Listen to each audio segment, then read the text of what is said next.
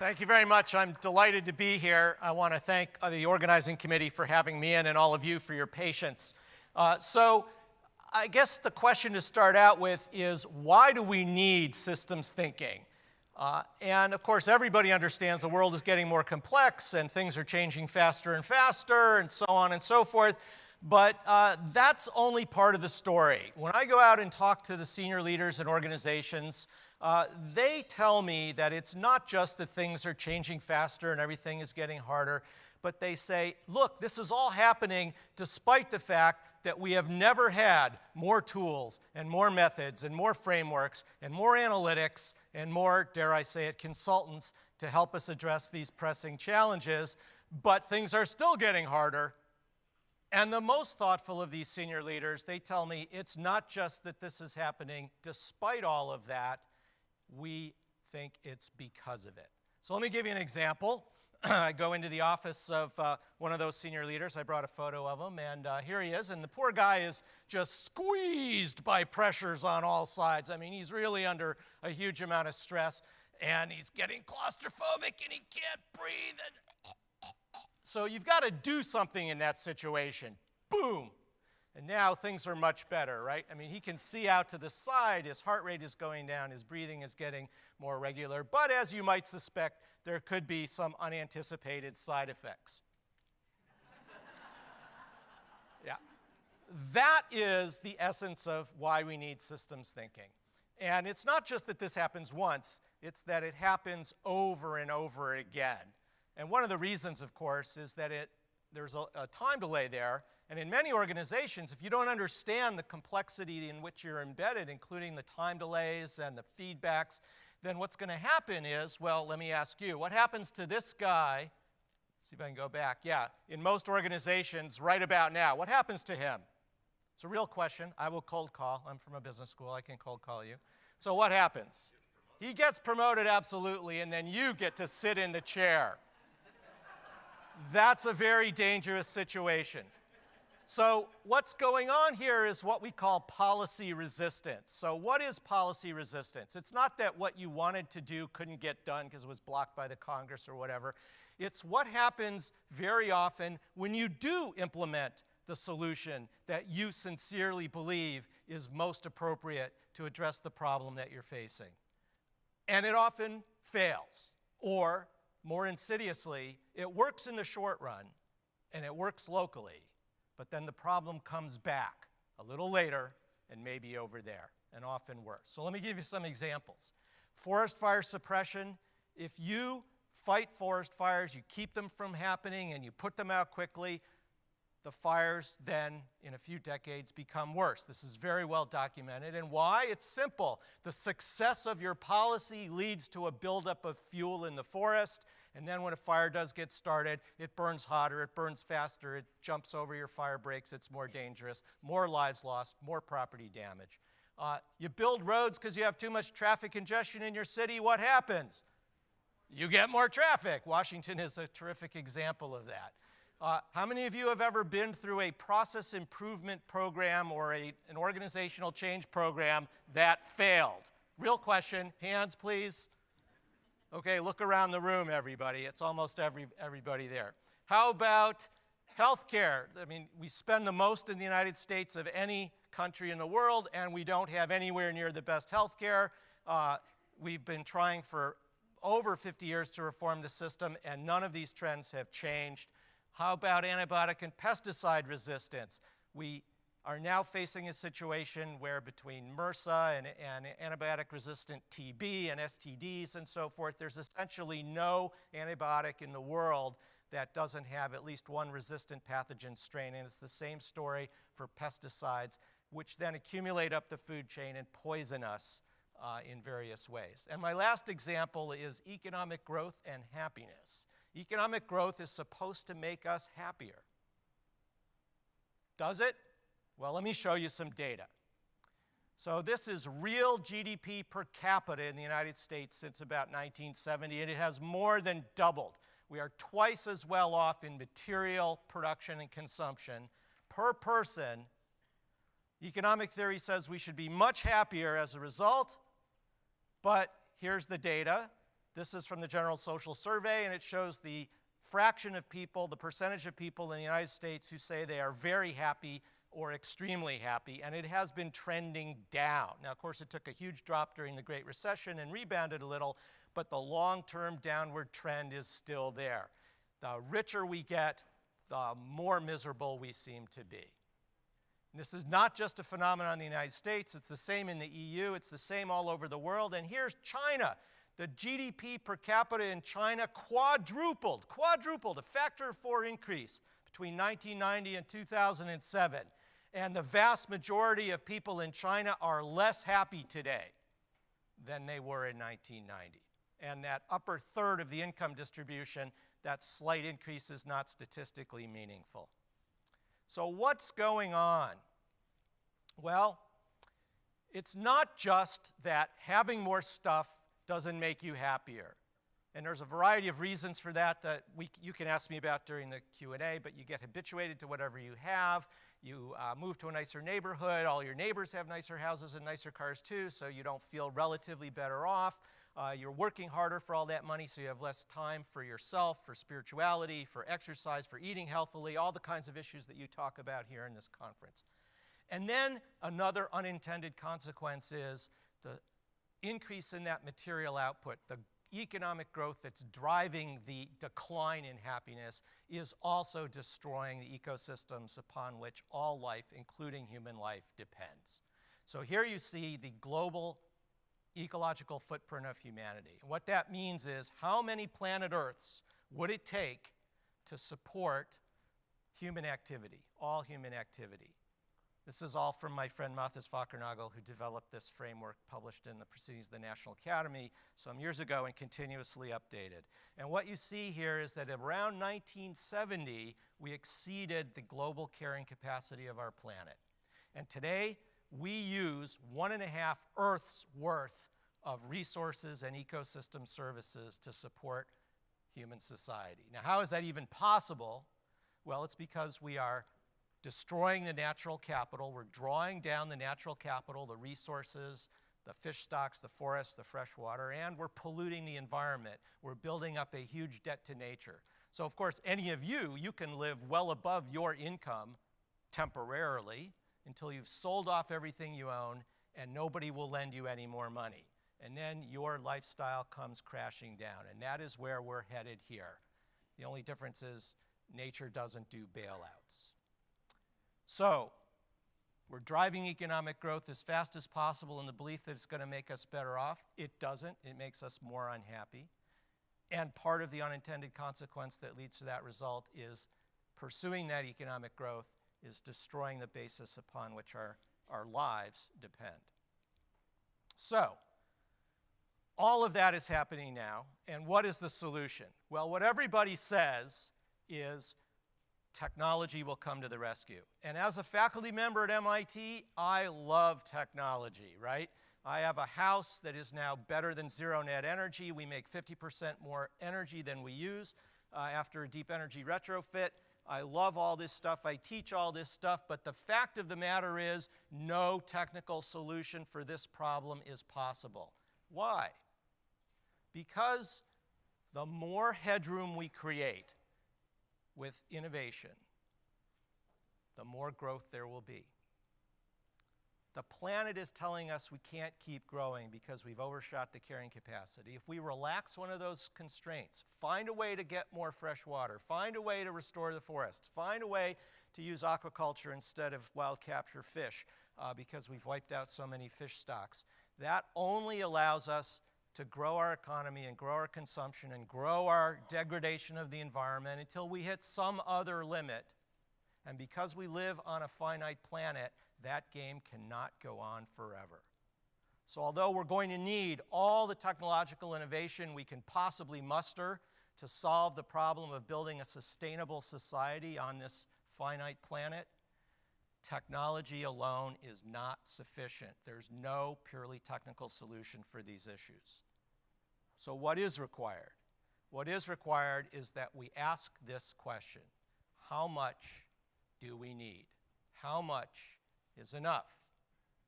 So I've been asking my students this question for many, many years and collecting their answers.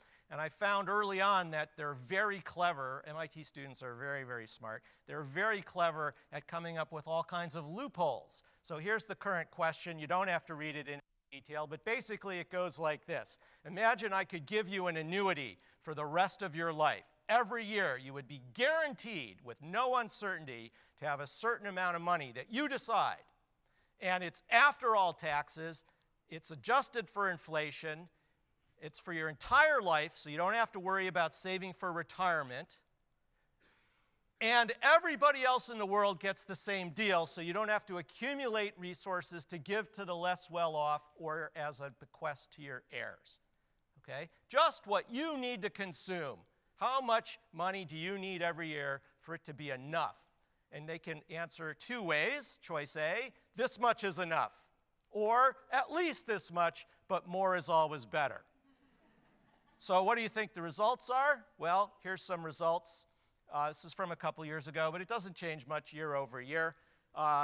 The average was $300,000 a year. The max was $4 million. Now that's to spend.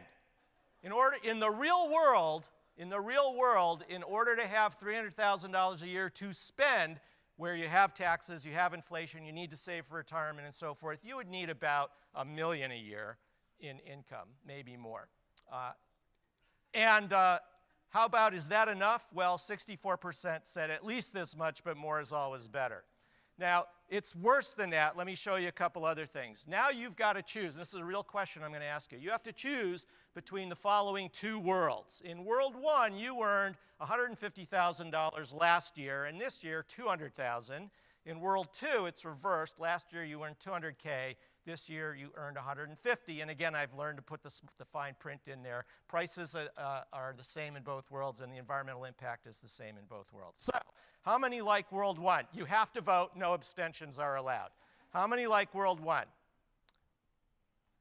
How many for World 2? World 1 has it, hands down. Okay, and that's the result that I get. 97% in this particular sample want to have an increase in their income. And what do they say? First of all, that's the wrong answer. Take the money up front.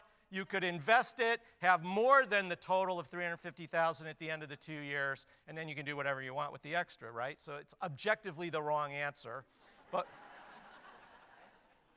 And 3% of my students remember their finance and can say that. But what do they say?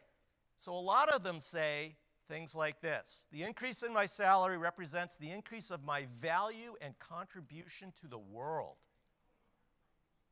This is really scary. Conflating how much you earn with your worth as a human being, that's scary. But notice people want growth. All right, let me give you the next one. Two worlds. In World 1, you earn $150,000 per year. Everybody else earns half as much, $75K. In World 2, you earn $250,000, $100,000 more, but everybody else earns $500K per year, twice as much as you.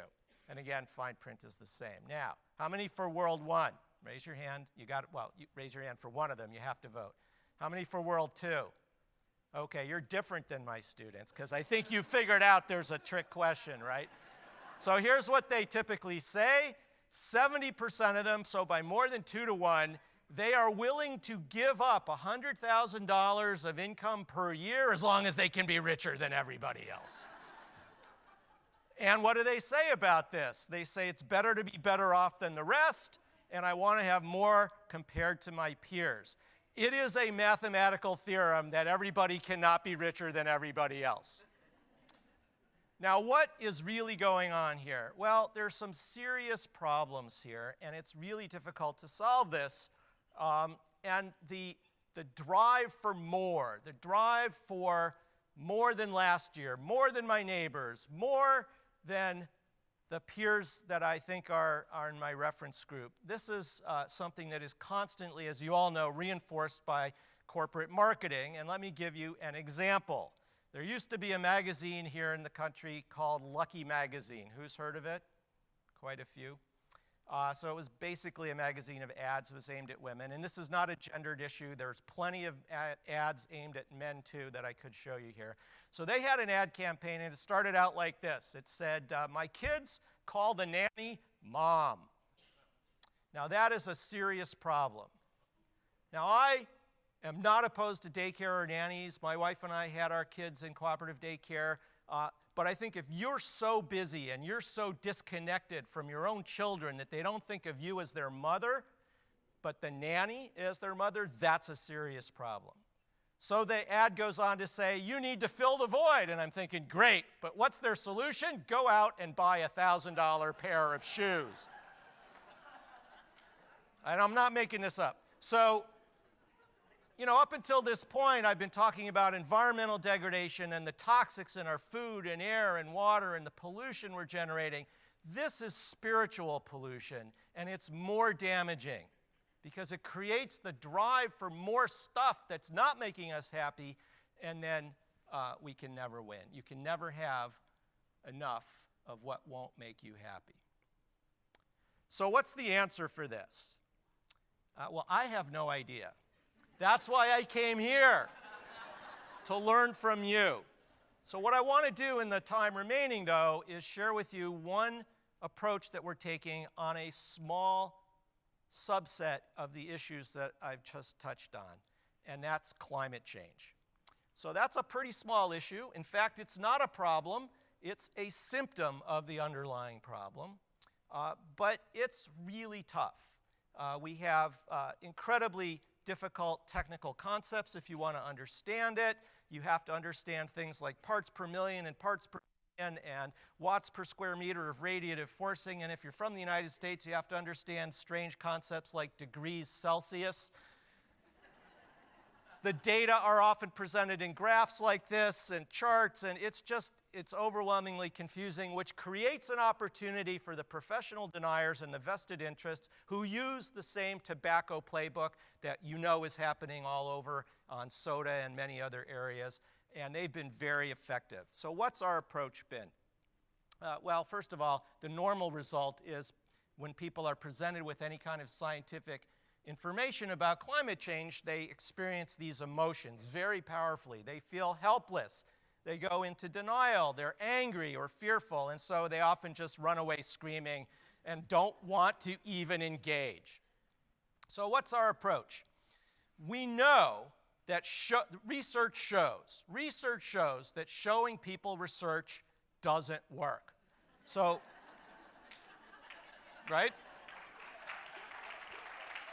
So here's one of my dear colleagues who's a very good award-winning teacher, and she did a controlled experiment at the local high school in Cambridge, Massachusetts. So one group, we'll call them the control group, they got the standard lecture on climate change. Here it is. We've introduced some...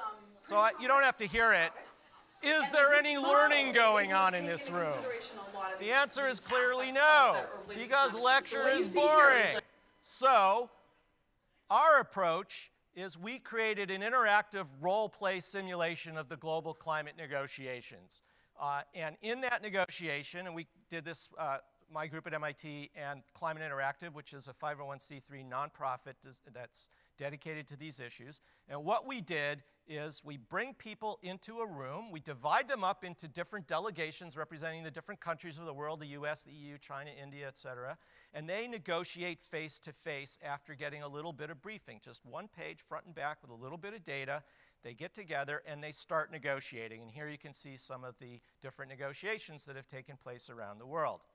And as they negotiate, and here's an example. So this is, again, the treatment group at the same high school as they're negotiating face-to-face. This proves people don't listen to me. If it was from the start, we would have our So you don't really have to hear it, but they're debating who's going to pay for the developing countries to begin to cut their emissions.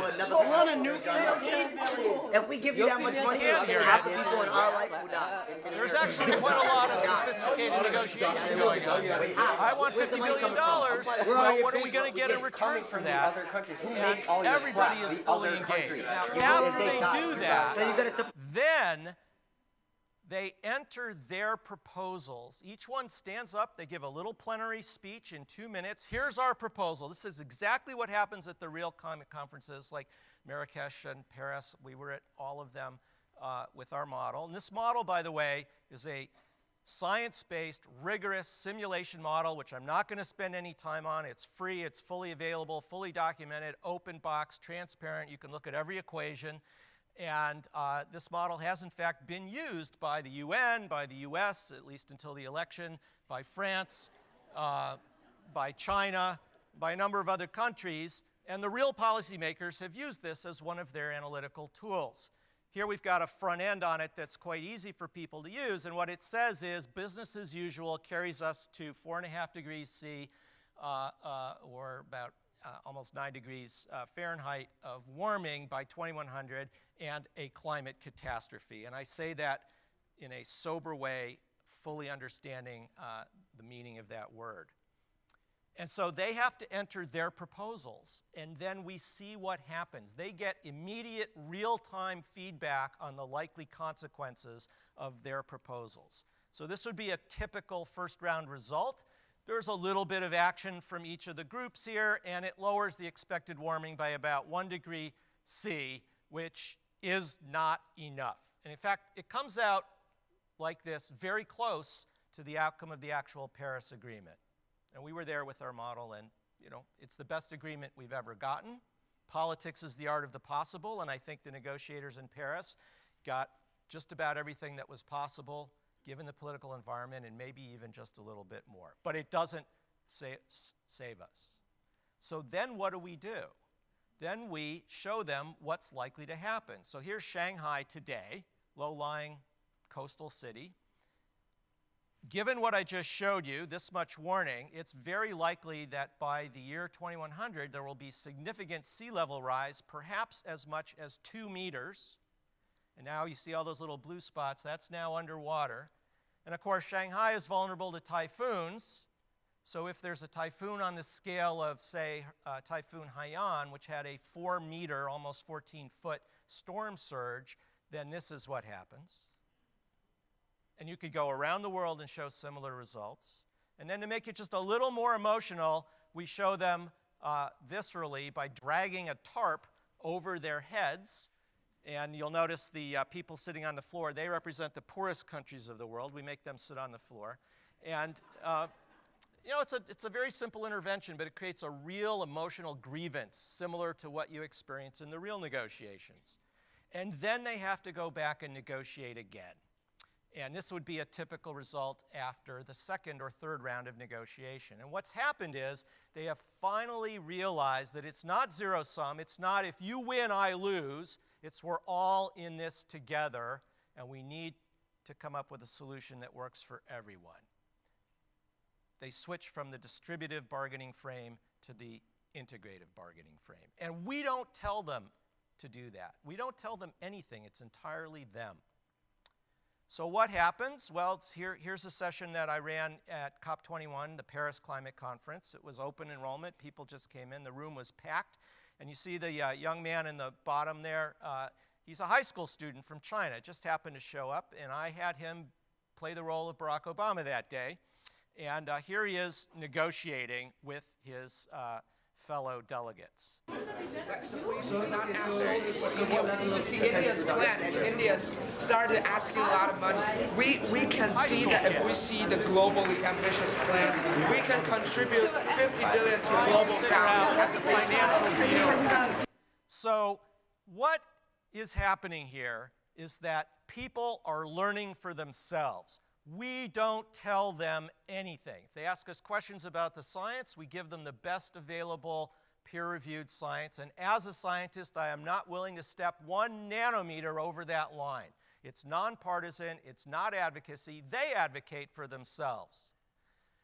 As of today, or earlier this week, it's been played hundreds of times in 74 countries around the world, reaching almost 33,000 people that we know of. These are people who have their facilitators have registered their events. That's in less than 2 years. And you can see it's most everywhere in the world, although we haven't done well in Russia yet. This is with absolutely zero marketing. Zero marketing. It's all spreading by word of mouth. We haven't run all these workshops. We couldn't possibly do it.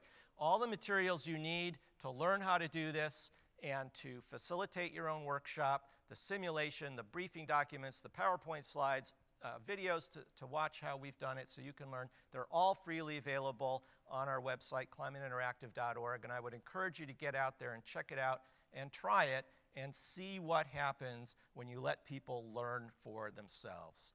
Hopefully you can come up with something that will help with that overconsumption problem. That one's really tough. I'm really here to learn from you on that, and I want to thank you very much and be happy to take your questions.